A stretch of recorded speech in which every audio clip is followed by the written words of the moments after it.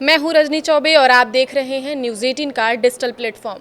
22 अप्रैल को पहलगाम में हुए आतंकवाद के खिलाफ भारत और पाकिस्तान के बीच जो जंग छिड़ी, उसके तहत भारत के हमले का जवाब देने के लिए पाकिस्तान ने भारत की राजधानी दिल्ली पर जो मिसाइल दागी वो फतेह 2 थी। आखिर दिल्ली के लिए फतेह 2 को ही पाकिस्तान ने क्यों चुना और अगर यह दिल्ली पर गिरती तो कितना बड़ा नुकसान हो सकता था, यही जानने के लिए हमने देश के जाने माने इतिहासकार और एक्सपर्ट डॉक्टर विश्वजीत कुमार से बात की।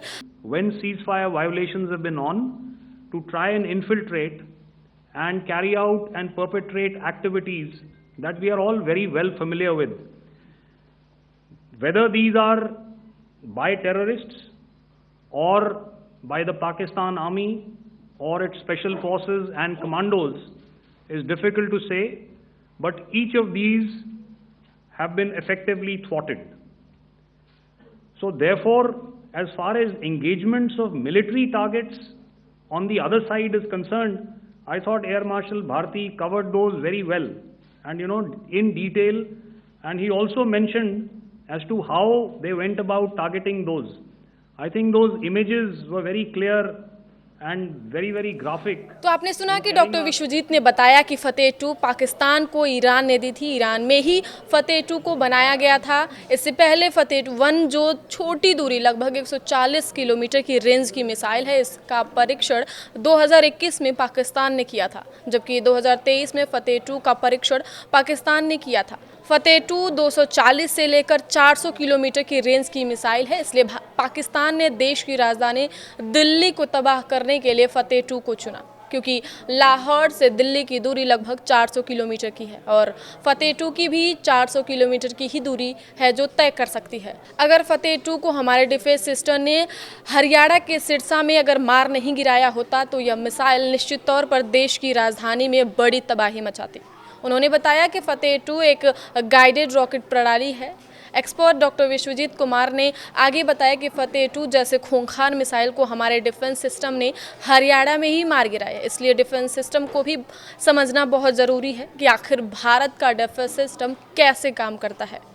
उन्होंने बताया कि S-400 हमारा डिफेंस सिस्टम है जिसे भारत ने रूस से खरीदा है। यह अल्मास सेंट्रल डिज़ाइन ब्यूरो द्वारा विकसित किया गया है। इसकी खासियत यह है कि S-400 एक लंबी दूरी की सतह से हवा में मार करने वाला मिसाइल सिस्टम है। यह दुनिया के सबसे उन्नत एयर डिफेंस में से एक है जो ड्रोन, क्रूज मिसाइलों और बैलिस्टिक मिसाइलों सहित विभिन्न हवाई खतरों का पता लगाने, उन्हें ट्रैक करने और उनसे निपटने में पूरी तरह से सक्षम है।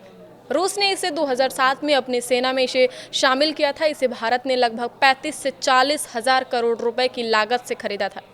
एक्सपर्ट डॉक्टर विश्वजीत आगे बताते हैं कि S-400 के 5 रेजिमेंट भारत सरकार ने रूस से खरीदे हैं, जिसमें 3 आ चुके हैं और 2 आने अभी बाकी हैं। इसके साथ ही उन्होंने ये भी बताया कि इसके अंदर 3 रडार लगे होते हैं। पहला होता है सर्विलांस रडार जो 600 किलोमीटर तक की निगरानी कर सकता है और एक बार में 80 टारगेट एक साथ ये ले सकता है। इसके अलावा दूसरा होता है fire control radar. Surveillance radar fire control radar को आदेश देता है कि अब ज़्यादा टारगेट होने पर यह सिस्टम भी पूरी तरह से काम करे। फिर दुश्मनों के मिसाइल और ड्रोन को यह दोनों रडार मिलकर मारते हैं। इसके बाद आता है तीसरा रडार जो ये देखता है कि मिसाइल हिट हो रही है या नहीं। अगर नहीं तो दोबारा दोनों रडार को आदेश देता है कि फिर से एक बार टारगेट को हिट करे। S-400 एक साथ 2 मिसाइल को लॉन्च कर सकता है। इसकी रफ्तार जो है 1 सेकेंड में 5 किलोमीटर की होती है, जबकि जहाज 1 सेकेंड में 1 किलोमीटर ही चल सकता है, इसलिए अपने टारगेट को बहुत आसानी से और बहुत तेज़ी से हिट करता है।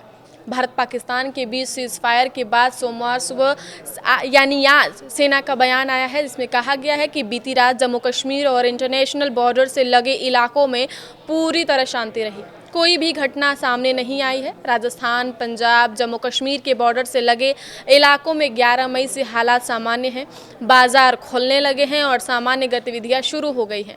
दोनों देशों के director general of military operations यानी DGMO आज दोपहर 12 बजे फ़ोन पर बात करेंगे। न्यूज़ एजेंसी ANI ने सूत्रों के हवाले से बताया था कि इस बातचीत में कोई अन्य देश शामिल नहीं होगा। इससे पहले 10 मई की शाम 6:30 बजे तीनों सेनाओं ने 1 घंटा 10 मिनट तक प्रेस ब्रीफिंग की। इसमें बताया गया कि हमने ऑपरेशन सिंदूर के लक्ष्य हासिल कर लिए हैं। यह ऑपरेशन अभी जारी है, समय आने पर इसकी पूरी जानकारी दी जाएगी। एयरफोर्स ने अफवाहों से बचने की अपील की। आगे की खबरों के लिए देखते रहिए न्यूज़ 18 का डिजिटल प्लेटफॉर्म। धन्यवाद।